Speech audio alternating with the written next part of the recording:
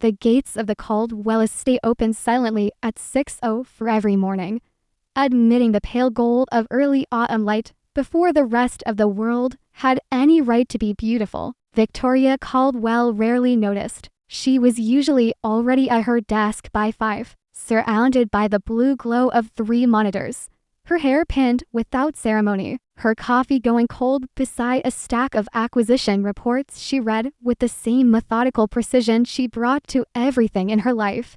She was 38 years old, the founder and CEO of Caldwell Capital Group, a private equity firm that managed assets north of $14 billion.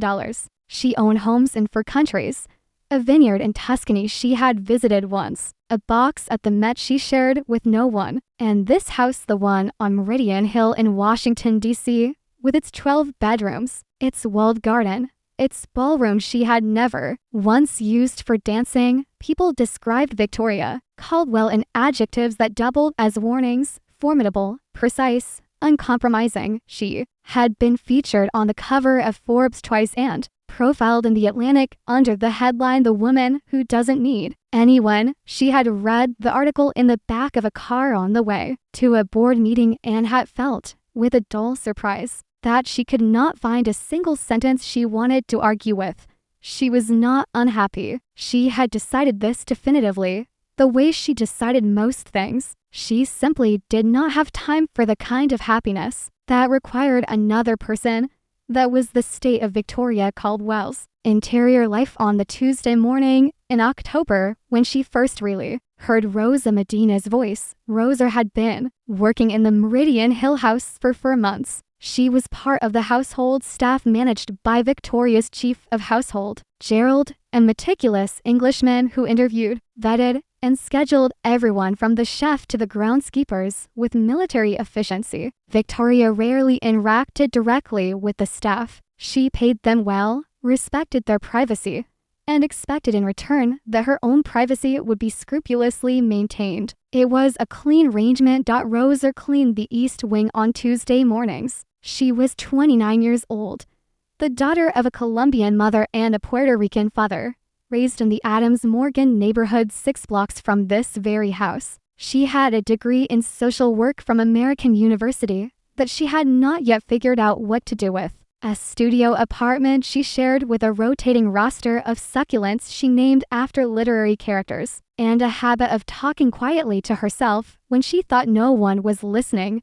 Victoria was not supposed to be in the East Wing that Tuesday. She had cleared her morning for a call with Tokyo that had been postponed, and rather than return to her study, she had wandered with her cold coffee toward the small library at the end of the East Corridor, a room she rarely entered because it contained, among other things, a collection of her late mother's first editions that she found both precious and painful to look at. She heard Rosa before she saw her. The voice was low and earnest and clearly not intended for any audience. Rosa was dusting the shelves with a long-handled brush, speaking in the way people do when they have something on their mind that won't stay quiet.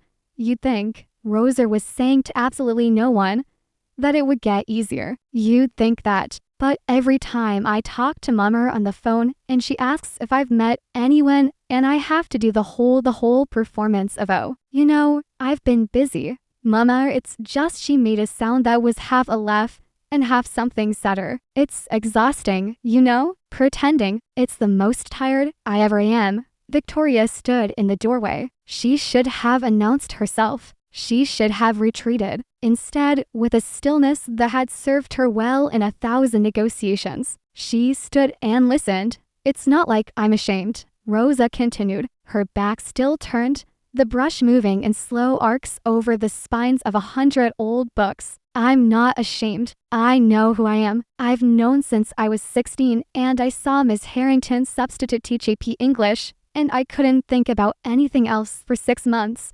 A small, genuine laugh. "God, Miss Harrington. Anyway, I'm not ashamed. I'm lonely. That's the actual word for it. I'm lonely and I don't know how to stop being lonely without becoming a problem for the people who love me." She paused. She reached up to straighten a row of books, and in the shifting of her weight she happened to glance toward the door. She saw Victoria, the brush clattered to the floor with a sound like a small catastrophe. I am so sorry. Rosa's voice had gone entirely different, clipped, professional, mortified. Miss Caldwell, I'm so sorry.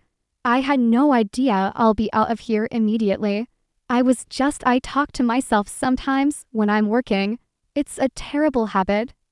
Don't apologize, Victoria said. Her voice came out softer than she intended, because something in the younger woman's confession had moved through her like a current, touching something she had insulated very carefully for a very long time. You didn't know I was here. I should have said something. Rosa bent to retrieve the brush, and when she straightened, she had composed herself into the careful neutrality of someone who has been trained to be invisible and has momentarily, catastrophically, failed at it. I'll finish in here later, Rosa said. I won't bother you. You're not bothering me, Victoria said. There was a pause in which both women seemed to realize that something unusual was happening, though neither could have said precisely what.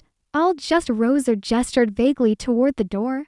The books belong to my mother, Victoria said, as if this were a normal continuation of the conversation rather than a completely inexplicable one. First editions, most of them. She collected them her whole life. She died 7 years ago. Rosa stood very still. I'm sorry for your loss, she said, and the way she said it without the usual reflexive brightness, with a quiet weight that suggested she understood grief as a real thing, made Victoria look at her more carefully than she had looked at anyone in a long time.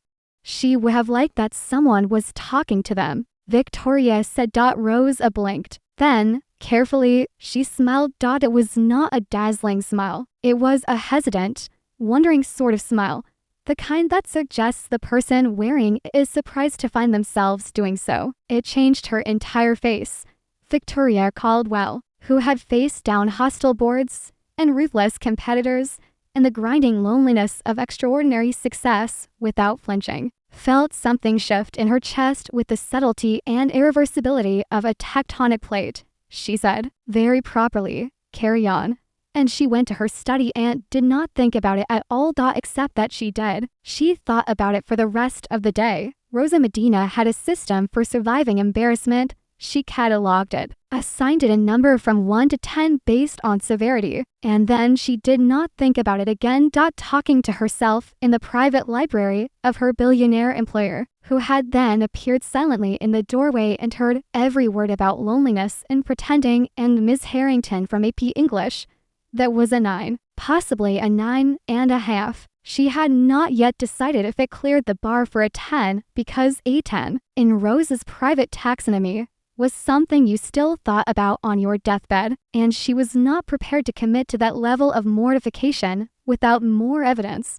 She told her friend Camille about it the evening on the phone, and Camille, who was a dental hygienist and had therefore developed an excellent clinical relationship with human discomfort, said, okay, but did she fire you? No. Did she seem disgusted? No, she was actually kind of. Rosa searched for the right word and landed on one that surprised her. Gentle, Camille repeated, in the tone of someone taking a note. She told me about her mother. Her mother collected first editions. She died 7 years ago. She told you that? Yes. Victoria Caldwell, who reportedly once made a grown man cry by blinking at him. That's probably not true, Rosa. It is absolutely true. I looked her up when you got that job. She is terrifying. She's not, Rosa said, and then caught herself, because she had only spoken to the woman for approximately 90 seconds and did not actually know anything about her. I mean, she wasn't yesterday, okay, Camille said. So you go back on Tuesday? I go back on Tuesday. And what are you going to do differently? Not talk to myself. There you go. But on Tuesday, Rosa talked to herself again. She couldn't help it. It was the way her mind worked. It needed to externalize itself, needed to hear its own thoughts aloud to know they were real. She kept her voice down. She kept to practical matters, the schedule for the week, a grocery list, whether or not she should call her mother back before the weekend. Victoria was not in the East Wing, Rosa didn't know if she was relieved or disappointed, and she spent the rest of the morning cleaning with more energy than strictly necessary, which was what she did when her feelings were unclear to her. The note was on the kitchen counter when she went to collect her things at the end of the shift. A square of ivory paper, handwritten in a small, precise script that looked like it belonged in a ledger. Rosa, Gerald tells me you take your coffee black. I've left a bag of the Ethiopian single origin from my supplier in the cabinet above the machine. You are welcome to it. V. Caldwell. Rosa read it 3 times. She looked around the empty kitchen as if witnesses might help her process what she was seeing. Then she opened the cabinet above the machine, and there was a bag of coffee with a handwritten label that, when she looked it up on her phone, retailed for $85 per pound.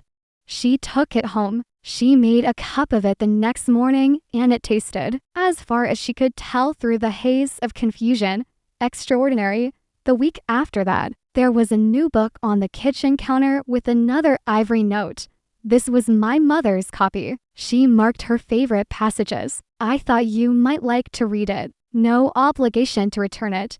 VCTHE book was the first edition of Marilyn Robinson's Gilead. Rosa held it with both hands for a long moment, feeling the weight of it, not just the physical weight, but the weight of being given something precious by someone who had no reason to give it. She started reading it that night. She couldn't stop. For her part, Victoria had not examined her motivations too carefully. She was a woman who had built a fortune on the disciplined analysis of risk and return, but she applied this framework exclusively to her professional life and had learned from long experience that applying it to her personal one produced only paralysis. So she had left the coffee and then the book and had told herself it was simply courtesy, a reasonable thing to do for a member of her household, and she had moved on. She had not quite moved on. She found herself, on Tuesday mornings, making excuses to remain in the East Wing, a meeting she could take from the reading chair in her small library rather than from her study, an afternoon of document review she could conduct from the room at the end of the East Quarter. She told herself it was a change of scenery. She told herself the East Wing had better light. Mostly she listened. Rosa's monologues where Victoria searched for the right word and found several, none of which she entirely admitted to herself. They were warm. They were funny in a way that was entirely unperformed, built out of the specific material of a specific life. They were honest in a way that Victoria, who had not been honest about her inner life to another living person in approximately 15 years, found herself wanting to be near the way one wants to be near a fire. Over the weeks of October, she learned things about Rosa Medina by listening. She learned that Rosa's mother, Esperanza, was a retired school teacher who called every Sunday without fail and asked 3 questions in fixed order.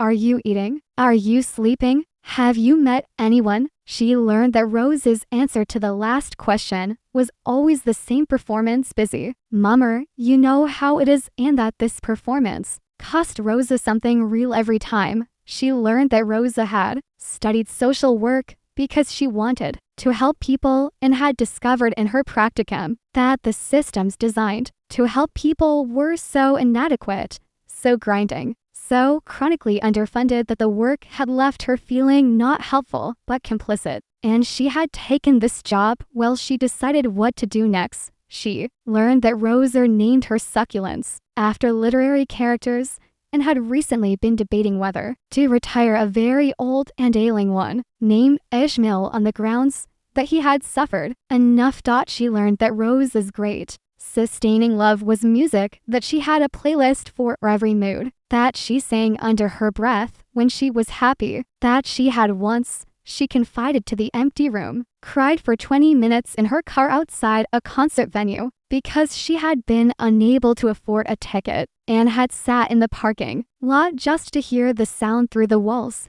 That last one stayed with Victoria for days. In early November, she left a different note on the kitchen counter, brief, to the point, as her notes always were. Rosa, there is an envelope in the drawer to the left of the machine. Please don't argue about it. V.C. The envelope contained tickets to the sold-out Joan Armatrading concert at the Kennedy Center. Rosa did argue about it, but only to the empty kitchen, and she took the tickets. And she went, and she sat in the third row, and she cried, and it was the best night she'd had in years. She didn't know how to thank Victoria. She wrote 3 drafts of a note and threw them all away. In the end, she left a small potted succulent on the kitchen counter with a post-it that said, "Her name is Marilyn. I thought she should live somewhere with more light. Thank you, Rosa." Victoria found it on a Wednesday morning and stood looking at it for longer than was strictly warranted. Then she moved it to the windowsill in her study, where it sat in the good south-facing light, and she watered it every Friday without fail. Gerald noticed everything. He mentioned it to his partner the evening in a carefully neutral way, which is to say, he mentioned it in the way of someone who has a great deal more to say, but has decided, out of professional loyalty, to say none of it. December arrived in Washington with the particular cruelty of a city that does cold weather badly, not with the philosophical resignation of New England or the stoic competence of the Midwest, but with a damp, gray insistence that felt personally motivated. Rosa layered her coats and took the metro and arrived at the house on Meridian Hill every Tuesday and Thursday, smelling of cold air and coffee from the bodega on the corner, because she saved the good coffee for home now, which was a form of luxury she had not previously known she was capable of. She and Victoria had still not, technically, had a conversation. There had been exchanges. There had been notes. There had been 3 occasions on which they had found themselves in the same room and had spoken for between 2 and 6 minutes about books or the garden, or once, in a moment that Rosa still thought about more than she intended to, the nature of cities. Specifically, whether a city can feel like home. "It has never once softened to you," Victoria had said. "I've lived in this city for 22 years, and I still feel like a visitor," Rosa had said. "I grew up 6 blocks from here, and I feel the same way sometimes." And they had looked at each other with the recognition of people who have discovered, unexpectedly, that someone else shares the particular flavor of their loneliness. And then they had both looked away, because that kind of recognition is a large thing to stand in the middle of. But they had not had a conversation. Not really. Not the kind of conversation where you stay in one place long enough to say something true. It was Gerald who, with characteristic efficiency, created the conditions for one. In the second week of December, he informed Victoria that the winter staff scheduling would require some adjustment. The cleaning rota was being temporarily reduced due to the holiday season, and he would need to shorten Rosa's hours, or, alternatively, find her additional duties if she was willing. Victoria said, "What additional duties?" Gerald, who was standing at attention in the doorway of her study in the way he always stood when delivering logistical information, said, "I had thought, given the upcoming holiday functions, she might assist with some of the preparation, inventory, correspondence, that sort of thing. She's quite capable. She has a university degree." "I know she does," Victoria said, before she could stop herself. Gerald's expression did not change. "Shall I arrange it?" "Yes," Victoria said, "arrange it." And that was how Rosa found herself, on a Thursday in mid-December, sitting across a large mahogany table from Victoria Caldwell in the room that served as a secondary office, smaller than the main study, warmer, lined with maps and bookshelves, going through the guest list for the annual Caldwell Foundation charity dinner with a yellow legal pad and a pen she had brought from home. Because she always brought her own pen, Victoria was on the phone for the first 20 minutes. Rosa worked quietly, cross-referencing names against the previous year's list with the focused composure of someone who has decided to be entirely professional about this. When Victoria ended her call, she set the phone face down on the table in a gesture that said, clearly, that she was done with other things. "You alphabetized the list," Victoria observed. "I can unalphabetize it if you prefer," Rosa said. "No, it's better this way." Victoria pulled the legal pad toward her and studied it. "You've also flagged 3 names. Those 3 donated last year, but haven't confirmed this year. I thought you'd want to know before the save the date went out." Victoria looked at her. It was a particular kind of look, the kind that evaluates not just what is being said, but the quality of the mind behind it. Rosa had seen it from professors and supervisors and had always found it faintly uncomfortable.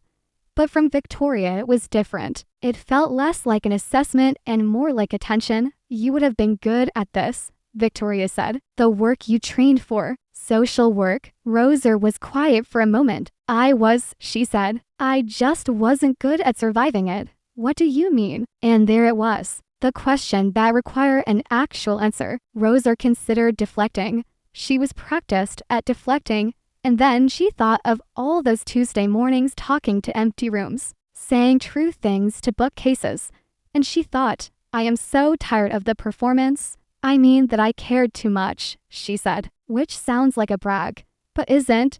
"I'd go home and I couldn't sleep because I was thinking about a kid I'd had to leave in a situation that wasn't safe, or a family I couldn't get adequate housing for because the waiting list was 3 years long. I internalized every failure, and the system fails constantly. It fails by design, almost." She paused. "I burned out in 18 months. I took this job while I figured out what to do next, and it's been for months, and I still haven't figured it out." Victoria was quiet for a moment. "What would you do if you could design it yourself? The work you wanted to do?" No one had ever asked Rosa that question. She opened her mouth and then closed it, and then, because the question was genuinely new to her, she actually thought about it. "I'd work with LGBTQ youth," she said. "Kids who've been kicked out, or who are trying to figure themselves out without any support. That's where I felt most like I was in the right place when I was in the field." And it's personal, obviously. She had not meant to add the last 2 words. They arrived on their own. And once they were in the room, there was nothing to do but leave them there. Victoria did not look away. "Because you understand what it is to figure yourself out without support."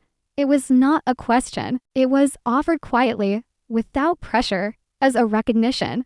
"My family loves me," Rosa said carefully. "I know that. They love me a lot. I haven't told them yet. Some things about who I am that must be very heavy," Victoria said. "It is," Rosa said. "It's the heaviest thing I carry." She looked down at the legal pad, at the alphabetized names, at the neat pen strokes of her own handwriting. "Sorry, this is very unprofessional. You don't have to apologize," Victoria said, and there was a nudge to her voice that wasn't sharpness, but emphasis. "Not here, not with me." Rosa looked up. Victoria was looking at her with an expression that Rosa could not immediately categorize. It was open in a way she had not expected from this woman, from what she knew of this woman's reputation and her careful, spare way of moving through space. Open, and, underneath the openness, something complicated, something that looked like recognition,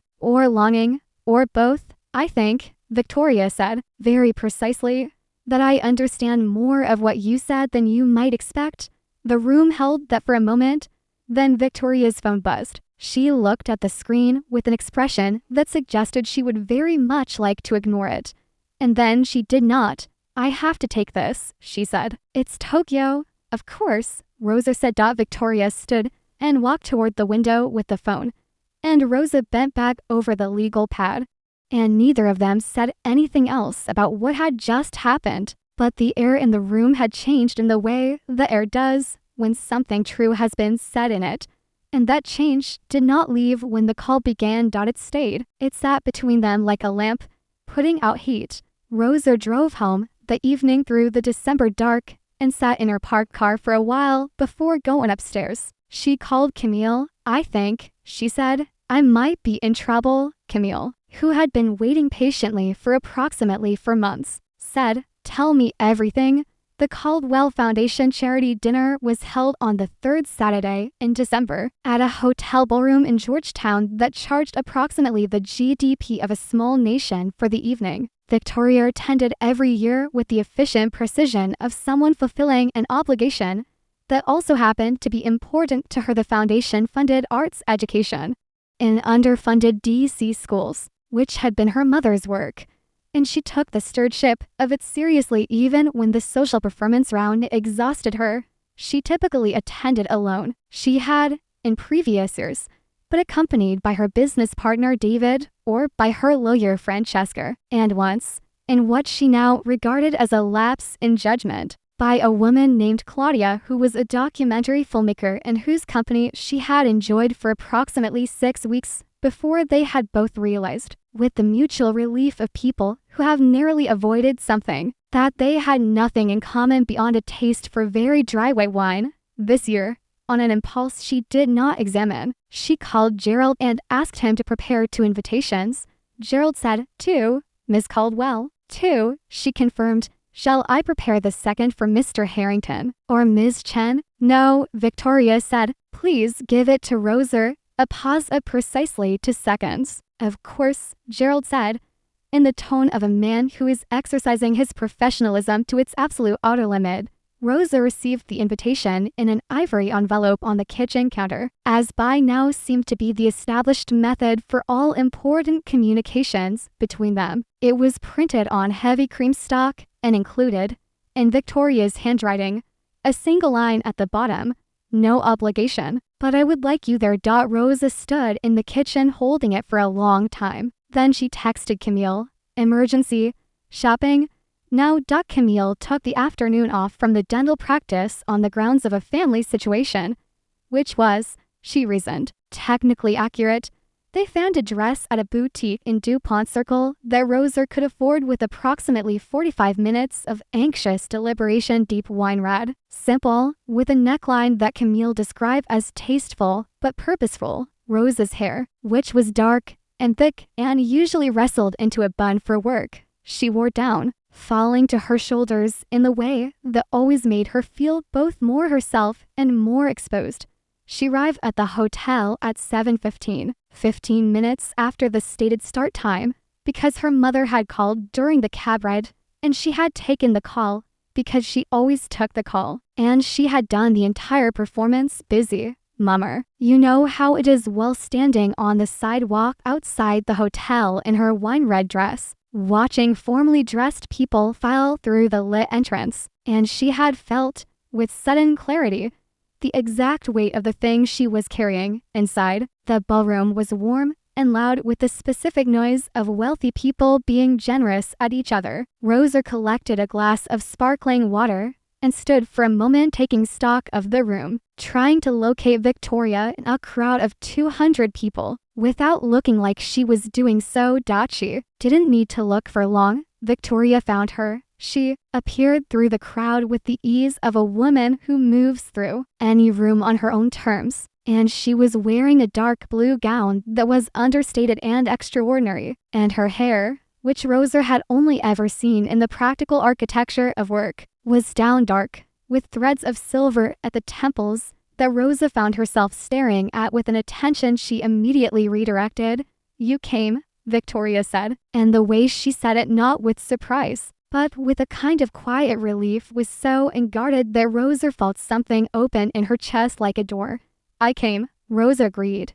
They stood for a moment in the noisy room looking at each other, and then Victoria, with the decisive movement of a woman who has decided something, offered her hand, not in the formal way, but the way of someone who wants contact, who wants to close the space between 2 people. Rosa took her hand. Let me introduce you to some people, Victoria said, though I'll warn you, half of them are insufferable. Which half? The ones talking about golf, Victoria said, without missing a beat. Rosa laughed, a real one, unguarded. Victoria's expression shifted in a way that was subtle and impossible to misread. They moved through the room together, and Victoria introduced her as Rosa, a friend, and Rosa noticed the word and its weight and said nothing, and the evening unfolded around them like music. What Rosa noticed over those hours, the way Victoria's posture changed when they were standing together versus when she was speaking to donors. In the former, a looseness, a willingness to lean very slightly toward Rosa when something was said that deserved a private reaction. In the latter, the precision and authority that Rosa had observed from a distance and that was, in its own way, as impressive as advertised. She noticed that Victoria guided her away from to separate conversations with a subtle touch at the small of her back. Always brief, always exactly sufficient. She noticed that Victoria listened to everyone, but differently to Rosa, with her head slightly turned and her attention wholly committed. She noticed that Victoria Caldwell, in public, was what the world called formidable, and that in the space of 3 feet between them, she was something much simpler and much more frightening. She was lonely, and she was trying, and that combination was the most moving thing Rosa had seen in years. Near the end of the evening, they found themselves on the balcony above the ballroom, looking down at the party below. The night outside was cold. Victoria had produced, without fanfare, a wrap that she set her on Rosa's shoulders with the matter-of-fact tenderness of someone who has decided not to pretend. "This is good work," Rosa said. She meant the foundation, the dinner, the school programs being funded by everyone below. "My mother started it," Victoria said. "I just maintain it." "That's not nothing." "No," Victoria agreed. "It isn't." She paused. "She would have liked you." Rosa turned to look at her. "Why do you say that?" "Because you say what's true," Victoria said. She valued that above almost anything. She always said that honesty was the kindest thing one person could offer another. "She sounds like she was remarkable." "She was," Victoria said, and the word had a grief in it that was very old and very present simultaneously. The grief that never finishes, only learns to be carried. "She was the only person I could say anything to." The sentence fell into the night between them like a stone into water. "What do you mean?" Rosa asked, very quietly. Victoria was silent for a moment. Below them, the party continued its noise, entirely indifferent to what was happening on the balcony. "I mean that I have spent a very long time building a life in which I don't have to need anyone," Victoria said. "I've been very successful at it. Professionally, obviously, but also personally. I have built a structure that is entirely self-sufficient, and for a long time I told myself that was strength." She paused. "Lately, I have been wondering if it is something else." Rosa said nothing. She waited. "I'm gay," Victoria said. It came out simply, without elaboration, in the way of something that has been waiting to be said for a very long time. "I've known since I was 22. I have never said it to anyone. Not in those words." She stopped. "Not out loud, to another person, where they could hear it." The cold air held the words. The party below went on. Rosa reached over and, very gently, without making anything of it, placed her hand over Victoria's, where it rested on the balcony railing. Victoria looked down at their hands. She did not move away. "It's okay," Rosa said. "It's okay to say true things." And Victoria, for the first time in a very long time, believed that it might be. Victoria Caldwell woke at 5 a.m. on the Sunday after the charity dinner and lay in the dark of her bedroom with a particular awareness of a person who has done something irreversible and is now taking stock. She had said it out loud. She had said it to Rosa Medina, who was 29 years old and worked in her house on Tuesdays and Thursdays, and had been talking to her late mother's bookcases since October, and who had put her hand over Victoria's on the balcony railing and had not made it into anything more than what it needed to be in that moment, a simple, studying human kindness. She had said it out loud, and the world had not ended. The cold air had held it, and Rosa had held it alongside her. And then they had gone back inside and had a glass of wine and talked about the foundation school programs for another hour, and then the car had come for Victoria, and Rosa had taken a cab home, and they had said good night in the hotel lobby in the way of people who are being very careful with something fragile. Victoria lay in the dark and examined her interior state with the same precision she brought to financial analysis. She was terrified. She was also lighter than she had been in years. She thought about Rosa's hand on hers, the warmth of it, the complete absence of pity or performance in the gesture, just contact, just presence, the simple human message of "I am here and you are not alone." She had not felt that in so long that she had trouble naming what it was. She got up, made her coffee, and sat at her desk. And instead of opening the acquisition reports, she looked at Marilyn the succulent on the windowsill in the early dark, and she thought about what her mother had said. Honesty is the kindest thing one person can offer another. She thought about Rosa saying, "I'm not ashamed. I just don't know how to stop being lonely without becoming a problem for the people who love me." She thought, "We have been talking to empty rooms for so long, both of us. We have both been telling our truths to walls and books and late-night apartments. What would it mean to say them to each other?" She did not send a note. For the first time, the notes felt insufficient. She called Gerald on Monday morning and asked him, with perhaps more care than the question strictly required, whether Rosa's schedule for the week had changed. Gerald said it had not, and then was quiet in a way that communicated, without saying anything that could be cited, that he had noticed a number of things and had formed a number of opinions and was choosing, out of professionalism and affection for his employer, to keep them entirely to himself. "Thank you, Gerald," Victoria said. "Of course, Miss Caldwell," he said. Rose arrived on Tuesday at 6:15. As she always did, she went to the kitchen to put away her coat and found no note on the counter, which was unusual enough that she paused and looked around the kitchen with a slightly different attention. Victoria was there, sitting at the kitchen table, which she never did. She was in work clothes, dark trousers, a pale cashmere sweater, and her hair was down, and she had 2 cups of coffee. "Good morning," Victoria said. Rosa stood in the kitchen doorway in her coat and looked at this scene and said, "Good morning. I made coffee," Victoria said, as though this required explanation. "I see that," Rosa said. "I thought." Victoria paused. "I thought perhaps we could talk properly if you have time before you start." Rosa took off her coat. She hung it on the hook by the back door where she always hung it. She sat down at the kitchen table across from Victoria Caldwell, and she picked up the coffee cup and she said, "Okay," and they talked.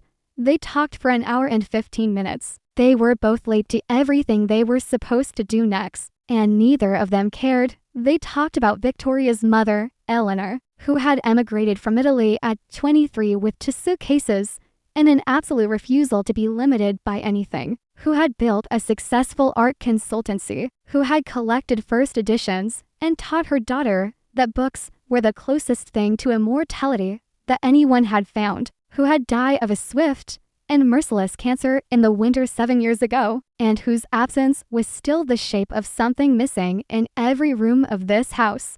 They talked about Rosa's mother, Esperanza, who was alive and vibrant and difficult and deeply, boundlessly loving, and whose love was also, in certain of its dimensions, a cage built with the best intentions, a cage of care and expectation that Rosa had spent years trying to understand well enough to gently open. They talked about being women who knew precisely who they were and had spent years navigating the complicated mathematics of when and whether and how to tell the truth about it. "Did you ever come close?" Rosa asked, "to telling someone?" Victoria was quiet for a moment. "Once, I was 32. There was a woman, a colleague, actually. We worked together for 2 years, and it was very clear between us. Very clear, and I ended it before it began.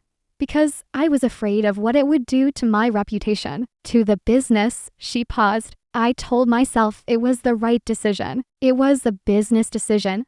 Do you still think that?" "I think," Victoria said carefully, "that I was right about the business and entirely wrong about everything else. And I think I have paid for that calculation every year since." Rosa looked at her across the table, across the cooling coffee cups, across the Tuesday morning kitchen light. "I've been waiting," Rosa said, "for the right time to come out to my family. And I think I've been using the waiting as a way of not having to do the thing. What would the right time look like? I have no idea. I think that might be the point. I think I keep moving the target."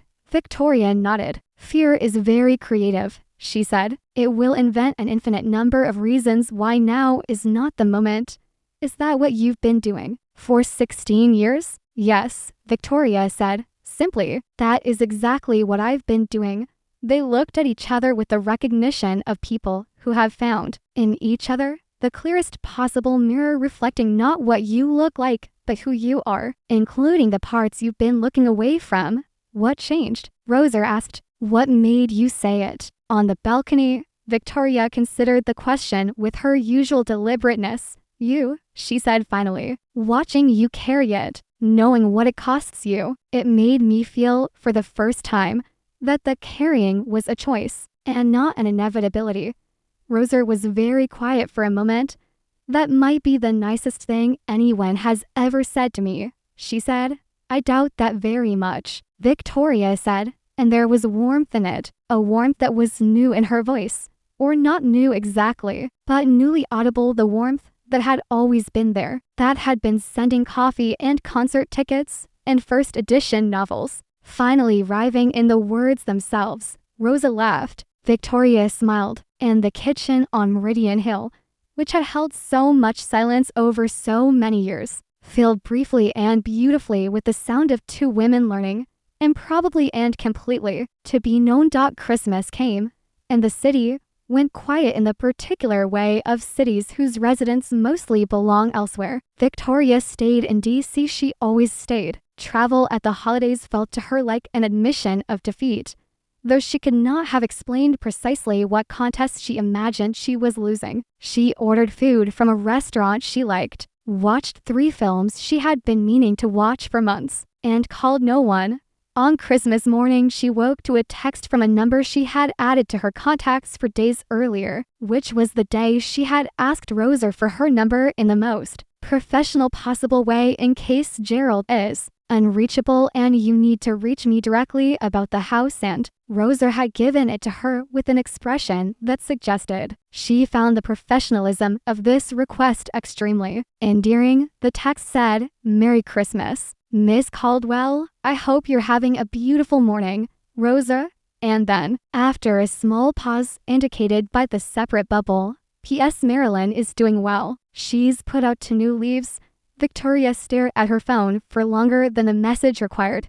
She typed back, Merry Christmas, Rosa, and then deleted Rosa because it felt insufficient, and typed Rosa again, and sent it before she could second-guess herself further. Then she sent a second message.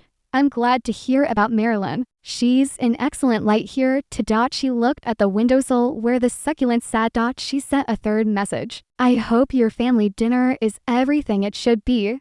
The reply came quickly. It's going to be loud, and my tia Carmen will ask me about my love life 17 times, and my cousin is bringing his new girlfriend who is 23 years old, which will cause 45 minutes of whispered drama. So, everything it should be, yes. Victoria found herself smiling at her phone like a person who has forgotten, temporarily, to be careful. She sent back, that sounds extraordinary, Rosa. It does, doesn't it? Some chaos is the good kind. Do you have plans? Victoria looked around her quiet, beautiful, very empty house. She typed, quiet day. I prefer it that way. She almost believed it. Rosa, if you change your mind, I'll be at my mama's until 7. You'd be welcome. 17 questions about your love life included at no extra charge. Victoria laughed. She was alone in her kitchen on Christmas morning, and she laughed at her phone, and it felt like the first real laugh she'd had in years. Not the social laugh, the professional laugh, the polite appreciative chuckle, but the real one, the one that comes from genuine and uncomplicated delight. She typed, thank you, genuinely. She did not go, but she thought about it for the rest of the day, and thinking about it was its own kind of warmth.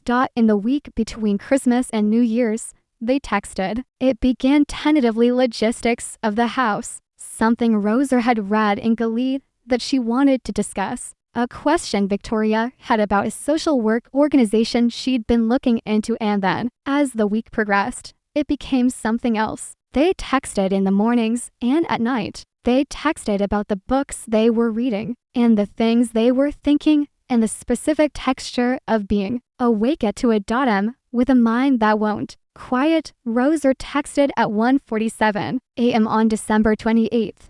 Can't sleep. I've been thinking about what you said about honesty, about how fear invents reasons. I think I've decided to tell my mother, Victoria. who was also awake at 1:47 a.m. because she was reviewing a term sheet, saw the message and set down the term sheet. She typed, "When Rosa, New Year's, she's coming to visit. I'm going to tell her then."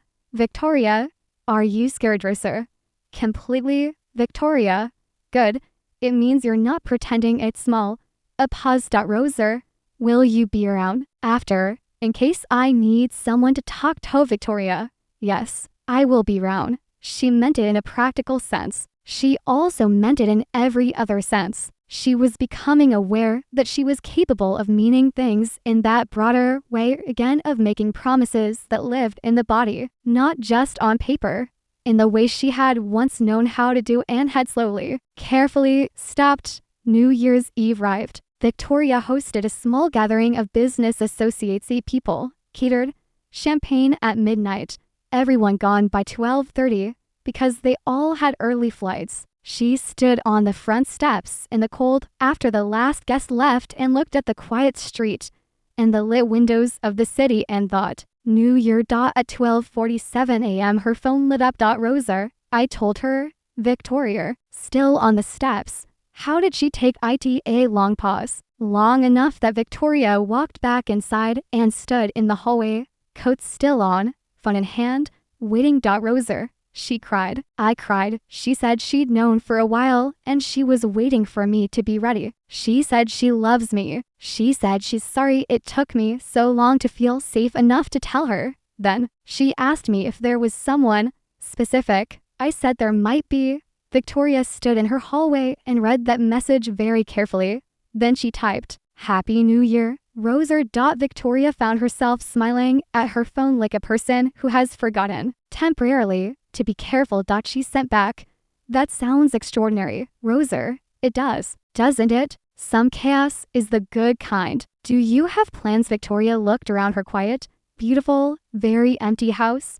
She typed, Quiet day. I prefer it that way. She almost believed it. Rosa, if you change your mind, I'll be at my mama's until 7. You'd be welcome. 17 questions about your love life included at no extra charge.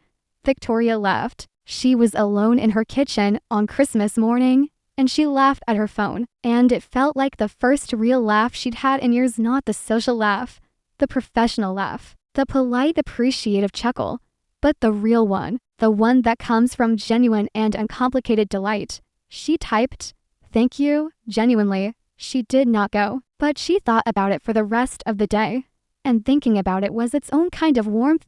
In the week between Christmas and New Year's, they texted. It began tentatively logistics of the house, something Rosa had read in Gilead that she wanted to discuss. A question Victoria had about a social work organization she'd been looking into, and then, as the week progressed, it became something else. They texted in the mornings and at night. They texted about the books they were reading and the things they were thinking and the specific texture of being awake at 2 a.m. with a mind that won't quiet. Rosa texted at 1:47 a.m. on December 28th.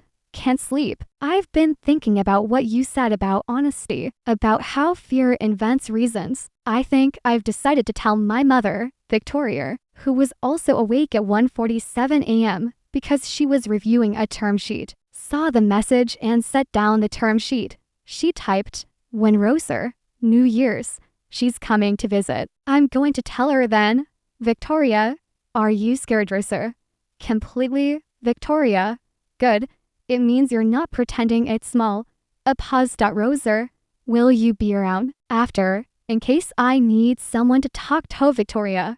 Yes, I will be around. She meant it in a practical sense. She also meant it in every other sense. She was becoming aware that she was capable of meaning things in that broader way again, of making promises that lived in the body, not just on paper, in the way she had once known how to do and had slowly, carefully stopped. New Year's Eve arrived. Victoria hosted a small gathering of business associates, people, catered, champagne at midnight, everyone gone by 12:30 because they all had early flights. She stood on the front steps in the cold after the last guest left and looked at the quiet street and the lit windows of the city and thought, New Year. At 12:47 a.m. her phone lit up. Rosa, I told her. Victoria, still on the steps. How did she take it? A long pause. Long enough that Victoria walked back inside and stood in the hallway, coat still on, phone in hand, waiting. Rosa, she cried. I cried. She said she'd known for a while and she was waiting for me to be ready. She said she loves me. She said she's sorry it took me so long to feel safe enough to tell her. Then, she asked me if there was someone specific. I said there might be. Victoria stood in her hallway and read that message very carefully. Then she typed, Happy New Year, Rosa. Rosa, Happy New Year. Victoria, the first name, no title, just the name, crossing the distance between them as simply and irreversibly as a key turning in a lock. Victoria looked at it on the screen for a while. Then she took off her coat and went upstairs. And she lay in the dark. And she did not feel alone. She felt, instead, precisely exactly this, like someone standing at a threshold, looking into a room that is lit and warm, knowing that stepping into it will change everything, and for the first time in 16 years not afraid. January in Washington is the month that separates the people who chose the city from the people who were merely placed there by circumstance. It is long and gray and cold in a way that suggests the cold has ambitions, that it means to accomplish something. The trees on Meridian Hill stood bare and patient against a sky the color of old pewter, and the garden behind the Caldwell house was a study in elegant dormancy, everything waiting, nothing gone. The shape of spring present in every sleeping branch. Rosa began the new year with the particular lightness of a person who has set down something heavy. She had told her mother. She had said the words, Mama, I'm gay. I've known for a long time, and the words had been met with tears, and then with the kind of fierce, encompassing maternal love that is both entirely the point and never quite what you imagined. Rosa Medina had held her daughter's face in both hands and said, You are my heart. You have always been my heart. And then she had made coffee, and they had talked until 3 in the morning, and Rosa had driven home through the sleeping city feeling scraped clean and new, like wood that's been sanded down to its actual grain. The other thing she had done, on the first Tuesday of January, was arrive at the kitchen of the house on Meridian Hill at 6:15 and find Victoria there again, as though it had always been a habit. You're here, Rosa said. I live here, Victoria pointed out.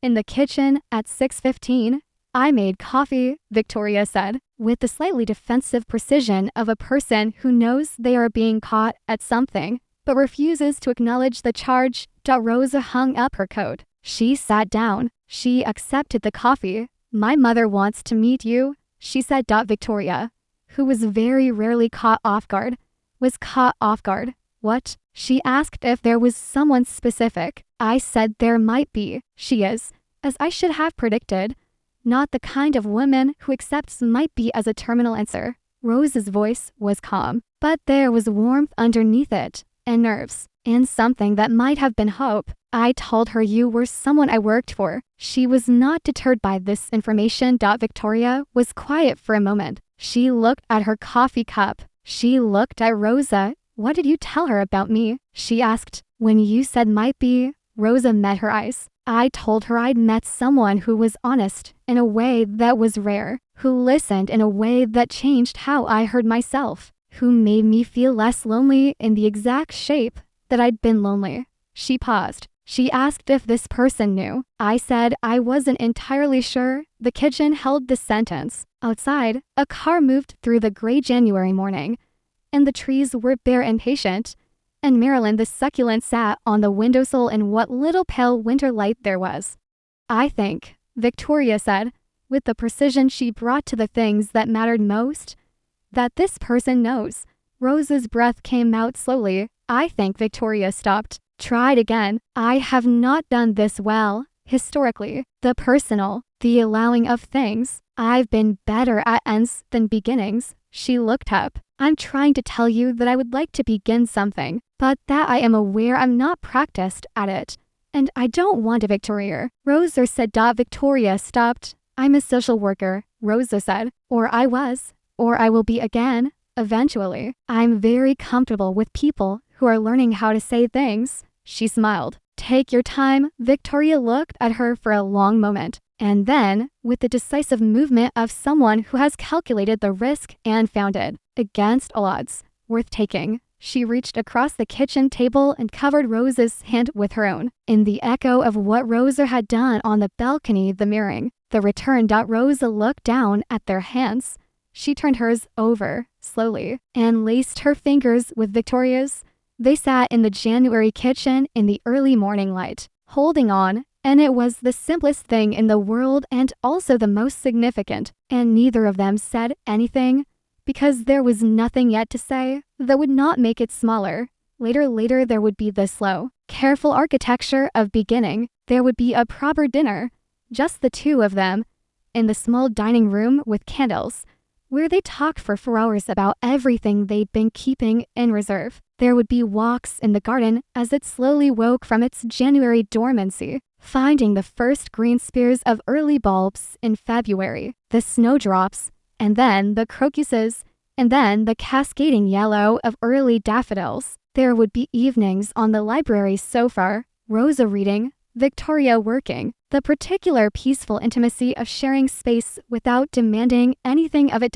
There would be a first kiss on a Sunday afternoon in February, in the small library among the first editions, and remarkable in its setting and quietly earth-shattering in everything else, both of them slightly clumsy with the newness of it, both laughing afterward, both looking at each other with the expression of people who have found something they did not realize they were searching for.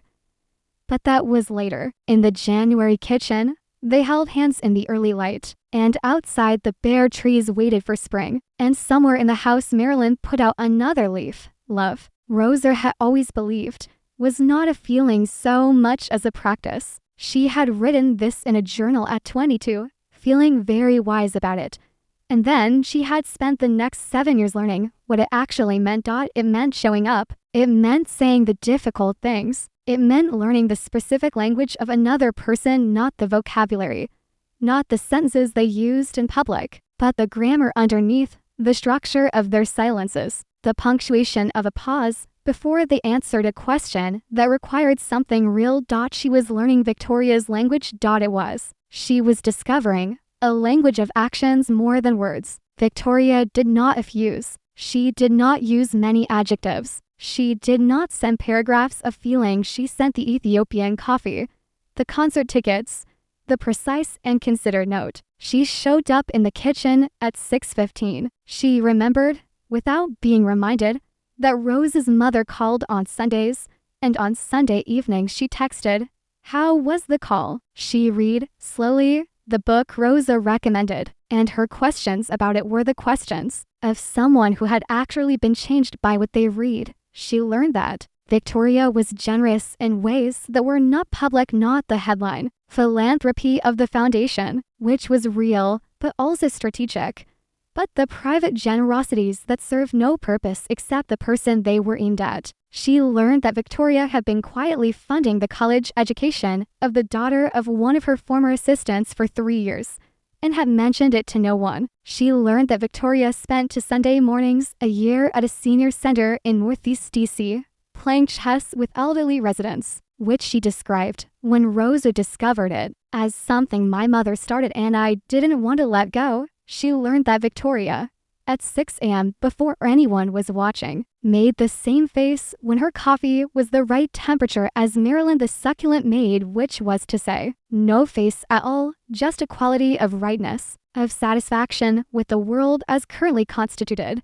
She learned that Victoria had been alone for so long that the logistics of not being alone required active, thoughtful attention from both of them, that Victoria's instinct, when something was difficult, was still to process it alone in her study at 5 a.m., and that this was something to be gently, consistently offered an alternative to rather than something to argue with. Victoria, for her part, was learning Rosa. She learned that Rosa's brightness was real, not performed, that she was genuinely, foundationally interested in people, in the specific texture of their inner lives, and that this was what had made her good at social work, and also what had cost her so much in it. She learned that Rosa cried at books more easily than at most things that happened in her actual life, and that she was not embarrassed about this. She learned that Rosa was fiercely funny, with a comedy built of precise observation rather than performance, the kind that lands quietly and then echoes.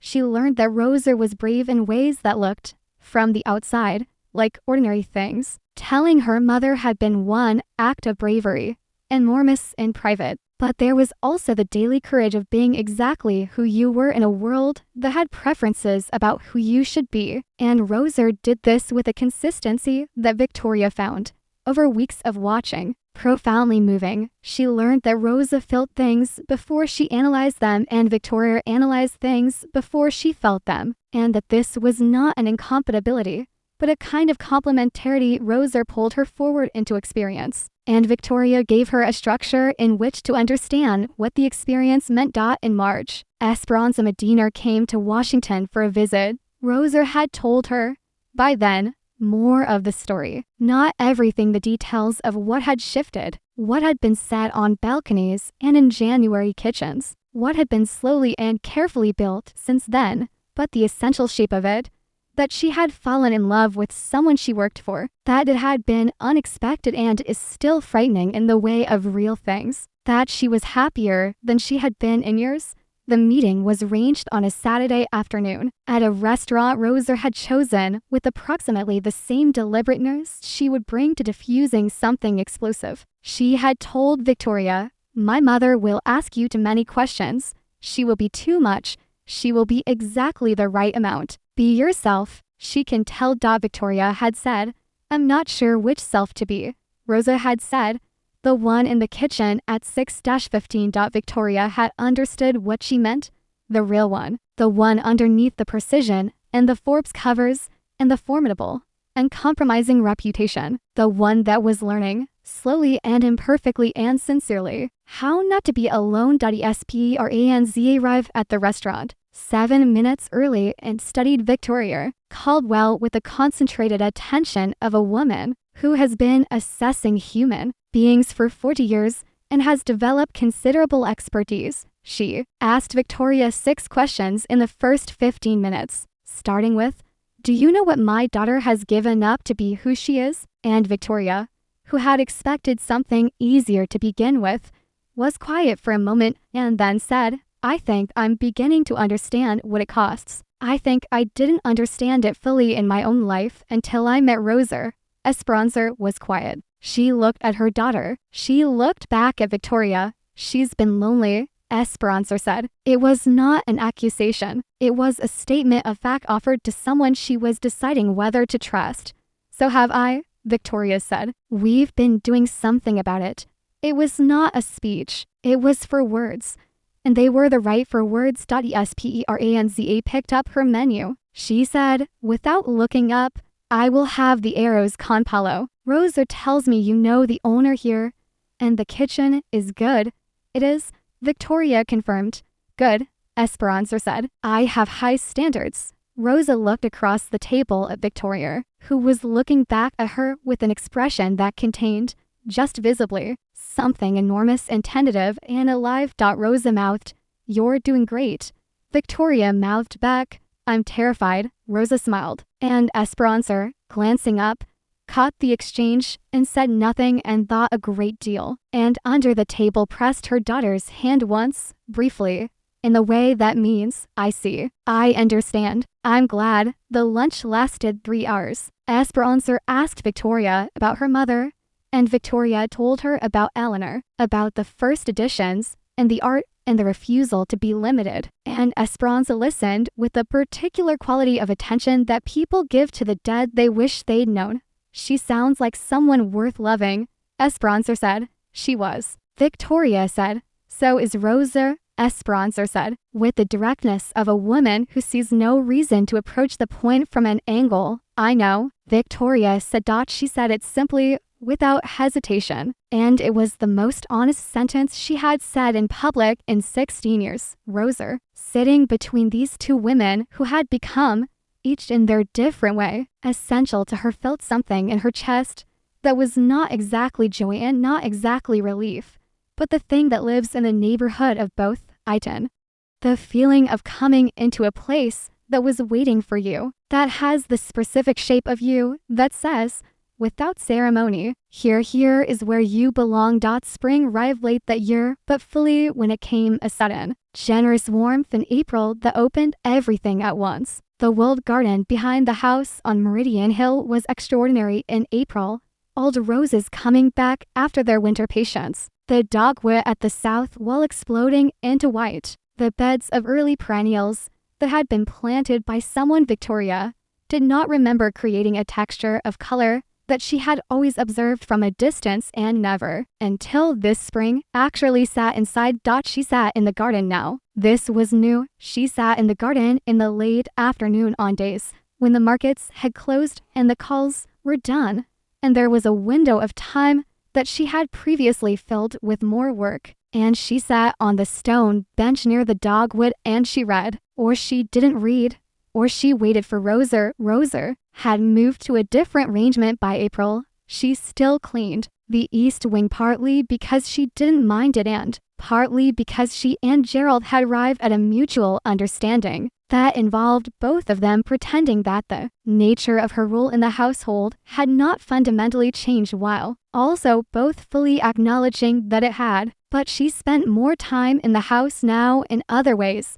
In the kitchen in the mornings, in the garden in the afternoons, in the library in the evenings, in the careful and ongoing process of learning what it meant to share a life with someone who had been stubbornly, determinedly, successfully alone for a very long time. It was not seamless. Nothing real is seamless. There were evenings when Victoria retreated into work with a totality that had nothing to do with work, when the old habit of aloneness reasserted itself in response to something that felt too large, too exposed, too much like need. Rosa had learned to recognize these retreats not as rejection, but as weather, something to be waited out and then gently addressed. And she'd gotten better at not taking them personally, which did not mean they didn't sometimes hurt, which was information she gave Victoria honestly when they were both ready for it.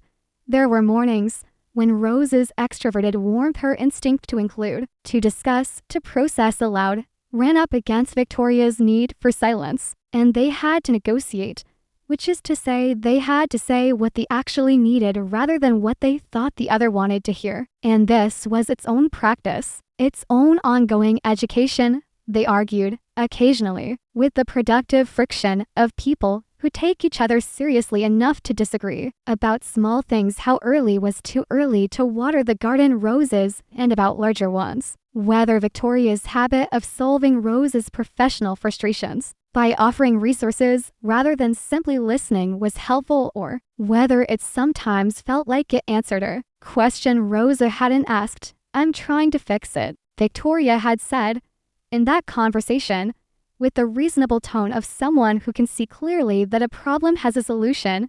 I know, Rosa had said, but sometimes I don't need it fixed. I need to be heard. A pause. I'm not good at that, Victoria had said, at just listening without doing. I know, but you can learn. You listen to me all the time. That's different. Why? A longer pause. Because with you, I want to hear every word, Victoria had said. With everything else, I want to make the problem stop. Then practice with me, Rosa had said. When I tell you something hard, ask yourself, is she asking me to fix this, or to be here with her while it's hard? Victoria had been quiet for a while. Then, that's the social work. That's just being a person, Rosa had said. I've just had training in naming it. They had both been quiet then, in the way of people who have resolved something and are sitting with the resolution, feeling its weight and shape. Thank you, Victoria had said finally, for telling me, rather than just being frustrated with me. Thank you for hearing it, Rosa had said, rather than deciding you already knew better.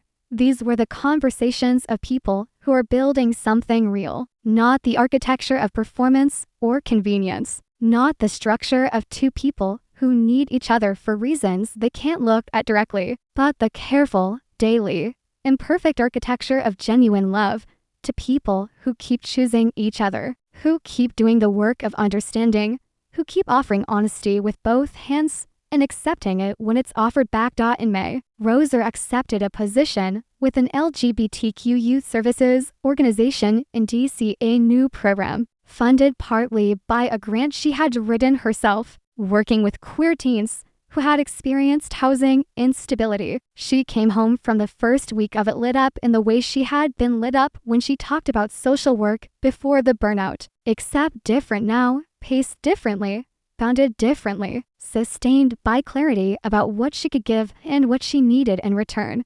She told Victoria about the kids she was working with, the way people tell the person they love about the things that matter to them, with detail and emotion, and the assumption that the other person wants to know, fully and specifically, not a summary but the real thing. Victoria listened the way Rosa had asked her to. She asked questions. She did not try to fix anything. She sat with the hard parts without trying to make them easier, and with the good parts without trying to make them more useful. And this cost her something, and was also, she was discovering, its own reward, the reward of actually being in the presence of another person's life, rather than always slightly outside it, observing through glass. In June, on a warm evening, when the garden roses were at their peak, and the dogwood had given way to a heavy, sweet summer green, they had dinner outside, something Victoria had not done in the garden since her mother was alive. Gerald had set it up without being asked,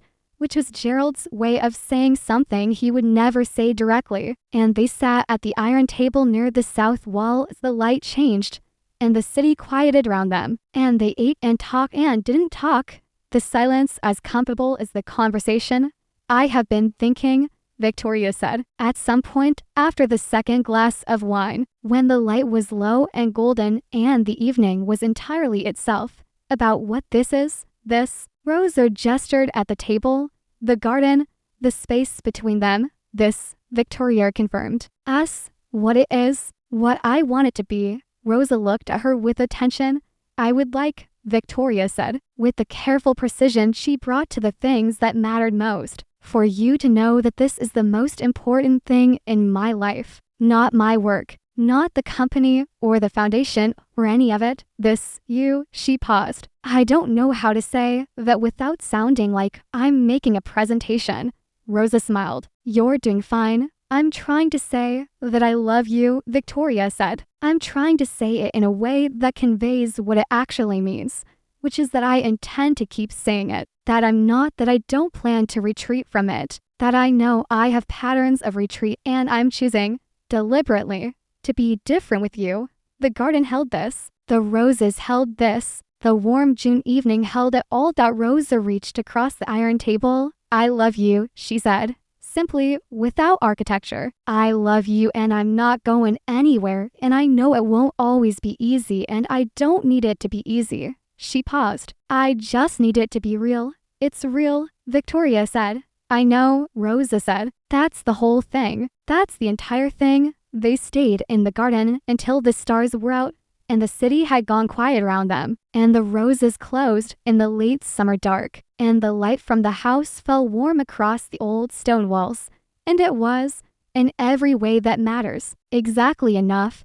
A year is a long time when you're paying attention. A year of Tuesday mornings, and January kitchens, and April gardens, and first editions, and concert tickets, and coffee that costs too much, and succulents with literary names. A year of choosing, and arguing, and coming back to each other, and learning the specific topography of another person's heart, where the tenor places are, where the strength is, where the old wounds live and need a particular kind of care. Victoria Caldwell, at 39, was a different woman than she had been at 38. This was not a dramatic transformation. She was still precise, still formidable, still capable of a look in a boardroom that made vice presidents reorganize their priorities. She still arrived at her desk before 5 a.m. She still ran a $14 billion firm with the focused intensity of someone who understood that attention is a form of respect. She had not become a different person. She had become more of herself. She laughed more. This was the thing people noticed first. David, her business partner, mentioned it with the careful neutrality of someone who has been waiting for years to see evidence of humanity and has now received it and doesn't want to overreact. Her lawyer Francesca said, after a dinner meeting in October, "You seem different, better different." Victoria had said, "I've had help," which was the most personal thing she had ever said to Francesca in 12 years. And Francesca had let it be what it was, an arrival. She had told the people who were close to her, not broadly, not as an announcement, but specifically, in conversation, as it came up, in the way of someone for whom is simply one true thing among the true things. David had been entirely unsurprised and only disappointed that she had waited so long. Francesca had said, "I'm glad for you." Gerald had said, "Yes, Miss Caldwell." And then, after a pause, "It has been a pleasure to watch," which was as close to excessive as Gerald was capable of coming. And Victoria had understood it for exactly what it was. Rosa, at 30, had built something she had thought she might never find. Work that held her without breaking her. A life that contained her whole self. A family that had expanded to include someone her mother had decided, with Rosa Medina's characteristic confidence, was hers. The youth services work was difficult and good. She had a caseload of 14 teenagers, mostly queer kids who had been pushed out of their homes or their sense of themselves by families that were not yet able to meet them. She brought to them the particular gift of someone who knows what it is to carry a secret until it becomes a weight too heavy to walk with, who knows that the moment of telling is terrifying, and that what you find on the other side of it is not what fear predicted, is almost always better, is sometimes the beginning of everything. She told them, gently and professionally and from a place of hard-won understanding. You are not a problem to be solved. You are a person to be known. These are different things. Let someone know you. She had learned this from a billionaire in a kitchen at 6:15 on a January morning, holding her hand across a table while the city woke up outside, and the pale winter light came through the windows, and Maryland the succulent put out new leaves. That was the origin story. More or less, she told it sometimes, in fragments, to people she trusted. She never told it the same way twice. The essential shape of it was always the same, to women talking to empty rooms for years, and then, inexplicably and exactly right, talking to each other. In October, 1 year after it had all begun, Victoria organized a small dinner. 8 people, Rosa, Esperanza, David and his husband, Francesca, Camille, Gerald, who tried to decline on professional grounds and was told firmly that it was not an invitation he was free to decline, and Rosa's colleague Mir from the youth center. She said it in the dining room with the good silver and the candles, and she made no speeches because she did not make speeches. But at the end of the evening, when everyone was full and warm and the wine had done its slow, sociable work, she stood and said, "I want to thank you all for being here. I want to especially thank Rosa, who taught me that talking to yourself is most useful when someone is listening." Rosa looked at her across the candlelit table. "I was talking to the bookcases." Rosa said, "You were talking to me." Victoria said, "I was just in the doorway." Camille, who had been waiting for this moment with the patience of someone who had heard the origin story in real time, over a telephone at 11 p.m. in October of the previous year, reached under the table and quietly squeezed Mia's hand, because she had brought Mia as her date, and Mia had not known the whole story until tonight and was, by the look of her, somewhat overwhelmed by it. Esperanza raised her glass. "To talking," she said, "and to listening. These are the 2 things. Everything else is furniture." Everyone laughed. Everyone drank. Outside, the October night was cool and clear, and the garden was going golden with the season's last warmth. And the house on Meridian Hill, which had been quiet for so long, which had held so much beautiful silence and so much loneliness wrapped inside it, was full of people, full of voice, full of the specific, unrepeatable music of a table of people who belong to each other in different ways and know it. Victoria sat at the head of her table and looked at the people around it, at Rosa, who was laughing at something Camille had said. her wine in one hand and her other arm around her mother's shoulders, and she felt the thing that her years of discipline and success had never, with all their considerable power, been able to give her. She felt home, not the house, not the 12 bedrooms, in the walled garden, in the first edition library, in the ballroom no one used for dancing. Those were walls and rooms. Home was this, being in a room with the right people, with the lights on, at a table spread with good food and honest feeling, with the door closed against the cold outside and the warmth inside yours to keep.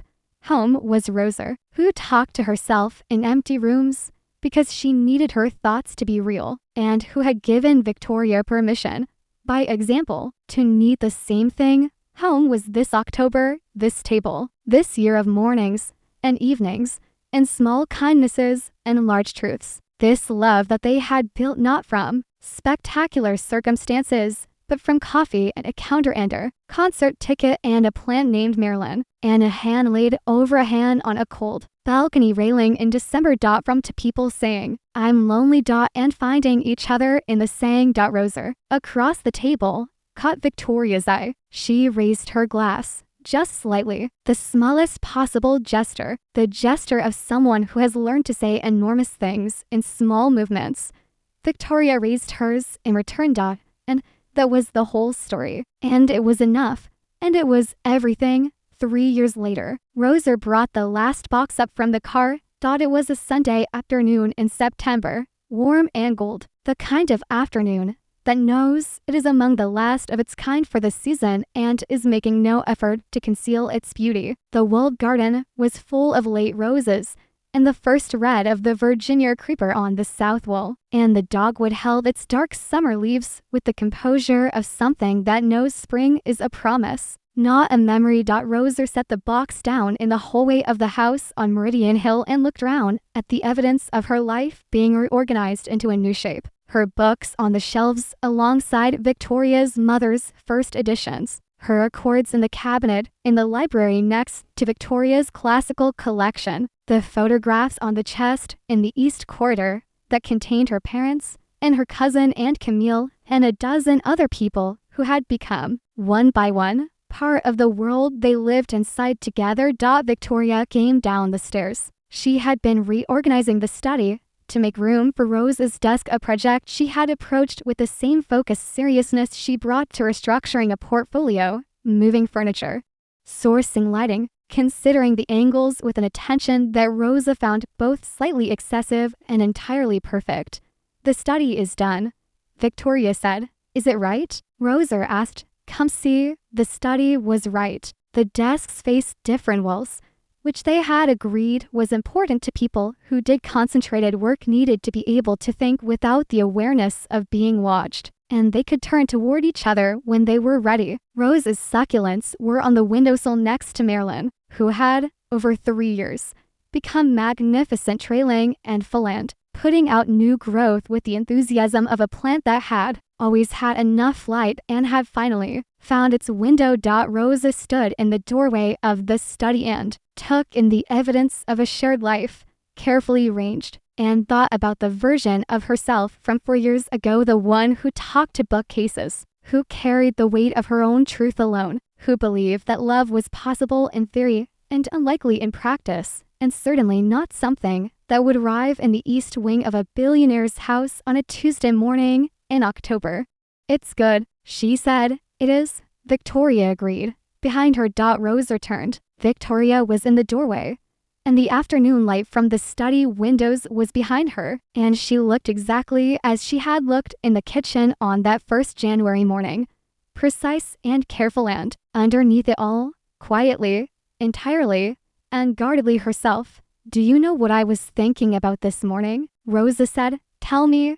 The day you caught me talking to the bookcases. The first time, I was cataloging it as a 9.5 on the embarrassment scale. I almost didn't come back. You almost didn't come back. Victoria's voice had something sharp in it that was not quite alarm, but was adjacent to it. I almost decided it was too unprofessional to survive, Rosa said. I drafted a resignation letter in my head on the metro home. You never told me that. I know. I'm telling you now. Victoria was quiet for a moment. And what stopped you? You did, Rosa said. You said she would have liked that someone was talking to them about your mother's books. And I thought, this is a person who hears things. This is a person who knows that talking to empty rooms means you have things to say that matter, not that you're broken. She paused. I thought, I want to be around someone who hears like that.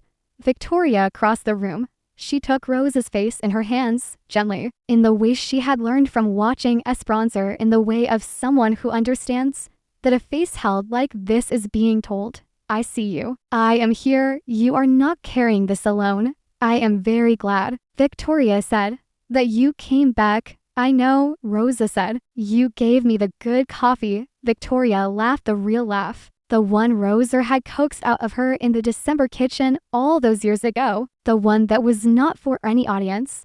The one that belonged only to this space between them. I was being obvious. Victoria said, you were being a person. Rosa said, that was what I needed to see. They stood in the doorway of the shared study with the afternoon light coming through. And downstairs the last box sat in the hallway waiting to be unpacked. And the garden was warm with September gold. And the house on Meridian Hill, which had been a beautiful and lonely place for a very long time, was neither of those things anymore. It was just a home.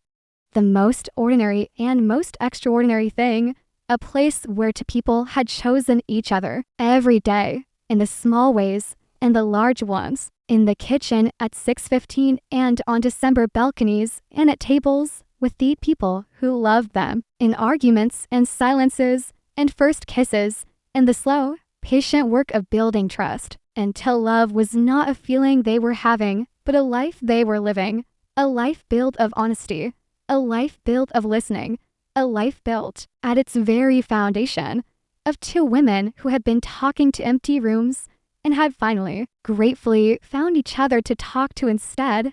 That is the whole story. That is all of it. It is enough. It is in every way that matters, more than enough.